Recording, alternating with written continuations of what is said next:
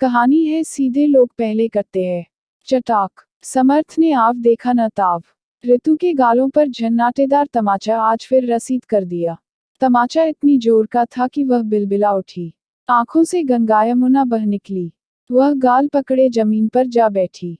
समर्थ रुका नहीं। तू रुक, तेरी तो बैंड बजाता हूं अभी, कहते हुए खाने की थाली जमीन पर दे मारी। फिर इधर उधर से लाते ही लाते जमा कर अपना पूरा सामर्थ्य दिखा गया। 5 साल का बेटा पुन्नू डरकर मां की गोद में जा छिपा। चल छोड़ उसे, बाहर चल। समर्थ उसे घसीटे जा रहा था। चल नहीं तो तू भी खाएगा। वह गुस्से से बावला हो रहा था। नहीं, नहीं जाना आपके साथ। आप गंदे हो। पारस चीखते हुए रो रहा था। ठीक है तो मर इसके साथ। समर्थ ने झटके से उसे छोड़ा तो वह गिरते गिरते बचा। अपने आंसू पोंछता हुआ भागकर वह मां के आंसू पोंछने लगा। ऋतु का होठ कोने से फट गया था। खून रिस रहा था। मम्मा, खून? आपको तो बहुत चोट आई है। गंदे हैं पापा, आपको आज फिर मारा। मैं उनसे बात भी नहीं करूंगा। आप पापा से बात क्यों करते हो? आप कभी बात मत करना। वह आंसुओं के साथ उसका खून भी बाजुओं से साफ करने लगा।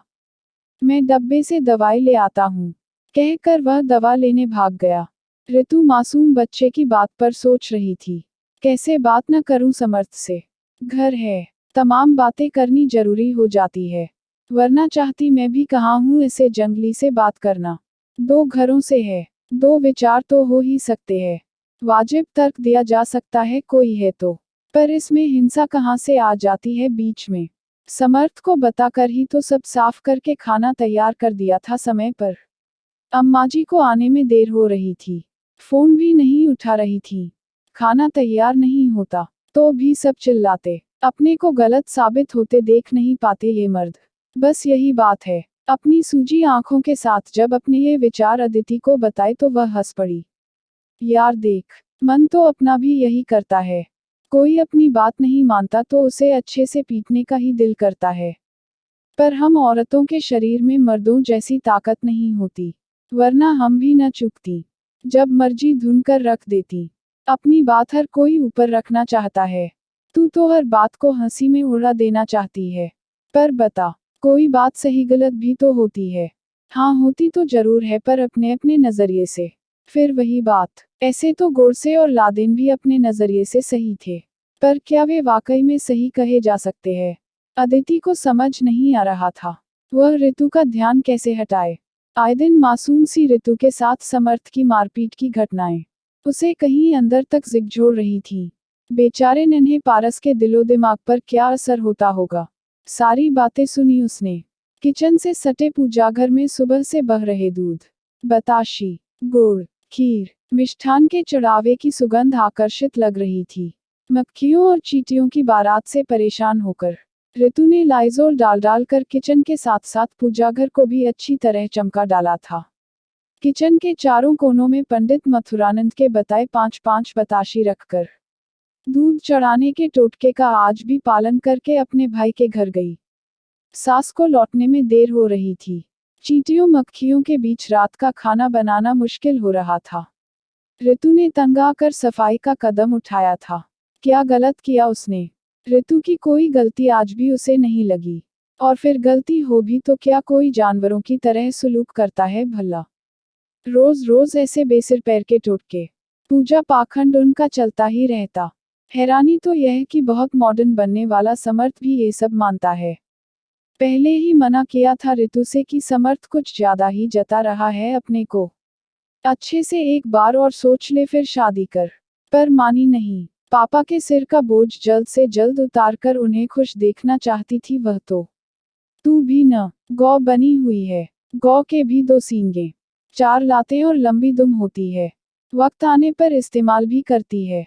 पर तू तो बिल्कुल सुशील, संस्कारी अबला नारी बनी हुई है। बड़े बड़े मेडल मिलेंगे तुझे क्या? इतनी ज्यादती सहती क्यों है?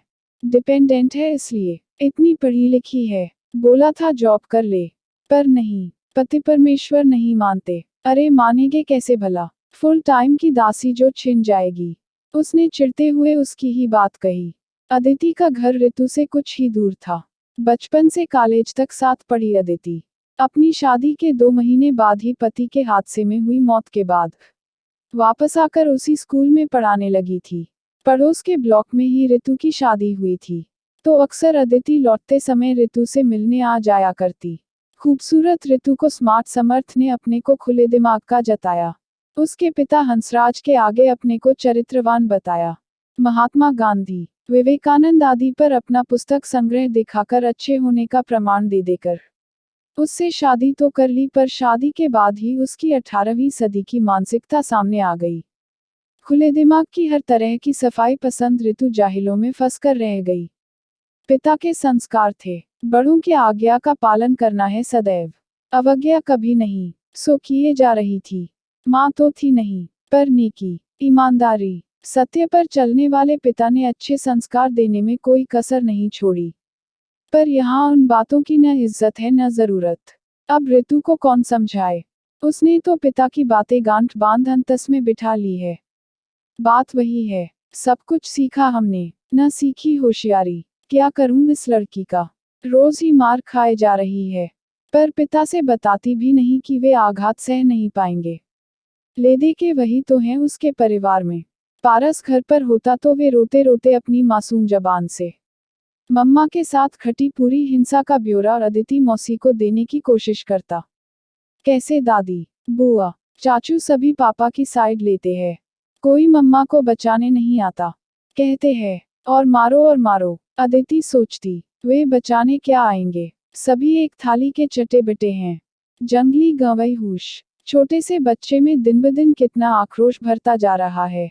अदिति देख रही थी, इतनी नफरत, इतना गुस्सा उस अबोध के व्यक्तित्व को बर्बाद किए जा रहा है। पर करती भी क्या? ऋतु तो हट किए बैठी थी कि उसकी मूक सेवा कभी तो रंग लाएगी। एक दिन प्रकृति सब ठीक करेगी। अब तो पारस भी पापा, चाचू के जैसे चीजें तोड़ने फेंकने लगा है। गुस्सा होता तो घर वालों की तरह चीखता है।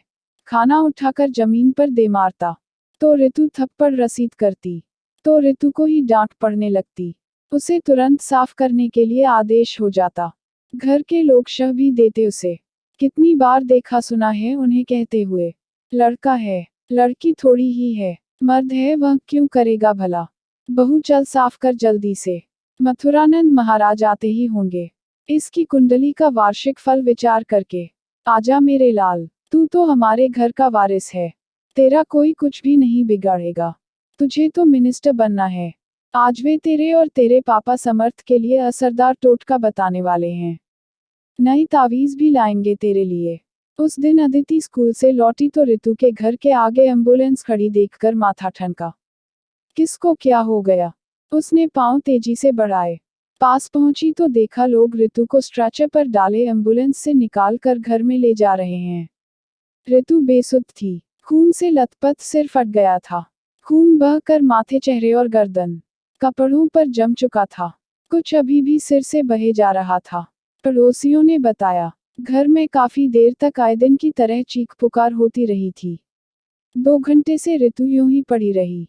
तब जाकर एम्बुलेंस ले आने का इन्हें होश आया। तब तक देर हो चुकी थी। ऋतु ने एम्बुलेंस में जाते ही दम तोड़ दिया। ऋतु के पिता हंसराज को किसी भले मानस ने खबर दे दी थी। वह ही उन्हें थामकर ऋतु के अंतिम दर्शन करवाने ले आया था। वे ऋतु के खून सने सिर पर हाथ रखकर बिलख उठे। पारस को लिपटकर फूट फूट कर रो पड़े थे। हादसे से अवाक अदिति के रुंधे गले से शब्द ही नहीं निकल रहे थे। अंकल को क्या और कैसे ढाढ़स बंधाए। उसको देखते ही ऋतु के पिता विलाप करते हुए बोल पड़े, बेटी इतना सब हो रहा था उसके साथ, तूने कुछ बताया क्यों नहीं कभी? न उसने कभी कोई भनक लगने दी। लकवे के कारण एक पैर से लाचार, मुझे यह कह कर कि ससुराल में यहाँ पूजा। पंडित, शकुन, अपशकुन बहुत मानते विचार करते हैं। घर नहीं आने देती थी मुझे। खुद ही पारस को लेकर हफ्ते में 1-2 बार आ जाती थी। तू तो उसकी पक्की सहेली थी। तुझसे पूछता तो तू कहती बिल्कुल ठीक है, आप उसकी चिंता मत कीजिए। अब बता ठीक है। चली गई मेरी ऋतु। वे अदिति को तो कभी ऋतु के शव को पकड़कर लगातार हिचकियों से रोए जा रहे थे। उनका क्रंदन सुन अदिति का दिल टूक टूक हुआ जा रहा था। अपनी आंखों के सैलाब को किसी तरह रोकते हुए वह बोली, अंकल, संभालिए अपने को, आपकी तबीयत पहले ही ठीक नहीं। इसी से ऋतु ने कसम दे रखी थी आपसे कुछ न कहूं। मैं क्या करती अंकल, यहाँ आपकी अच्छी सीख ने उसे बांधे रखा, जिनका इन जाहिलों के यहाँ कोई मोल नहीं था। पारस अदिति को देखते ही उससे लिपट गया। अदिति मौसी, इन सब ने मिलकर मेरी मम्मा को मारा। पापा ने दीवार पर मम्मा का सिर दे मारा था। वे गिर पड़ी। मम्मा तभी से मुझसे बोली नहीं बिल्कुल भी। दादी ने पापा और चाचू को भगा दिया। अब झूठ कह रही हैं कि मम्मा सीढ़ी से गिर पड़ी। वह ऋतु से लिपट कर जोर जोर से रोने लगा। उठो ना मम्मा, अपने पारस से बोलो ना, मैं छोड़ूंगा नहीं किसी को, बड़ा होकर बैंड बजा दूंगा इन सब की। वह समर्थ से सीखे हुए शब्दों को दोहराने लगा। रोज रोज की चीखने चिल्लाने व मारपीट की आवाजों से तंग आकर आज किसी पड़ोसी ने 100 नंबर डायल कर दिया था। पुलिस आ गई। नन्हे पारस के बयान पर तफ्तीश हुई। 2 दिन के अंदर पुलिस ने समर्थ और उसके भाई को धर दबोचा। उन्हें जेल हो गई। नन्हा पारस किसके पास रहता? समस्या थी, क्योंकि पारस अपनी दादी और बुआ के पास रहने को बिल्कुल तैयार न था। अदिति उसे यह कहकर अपने साथ ले गई, अंकल, आज के दौर में सज्जनता, सिधाई, संस्कारों का मोल समझने वाले बहुत कम हैं। दुनिया के हिसाब से अपने को तैयार करना चाहिए और सामने आई चुनौतियों को सिधाई से नहीं, चतुराई से निपटना चाहिए। सिधाई से अक्सर आज की दुनिया मूर्ख बनाती है, दबाती है, अपना उल्लू सीधा करती है। जो ऋतु झेलती रही, कितना समझाया था उसे, अंकल पारस चाहे कहीं भी रहे मैं उसको दूसरा समर्थ कभी नहीं बनने दूंगी।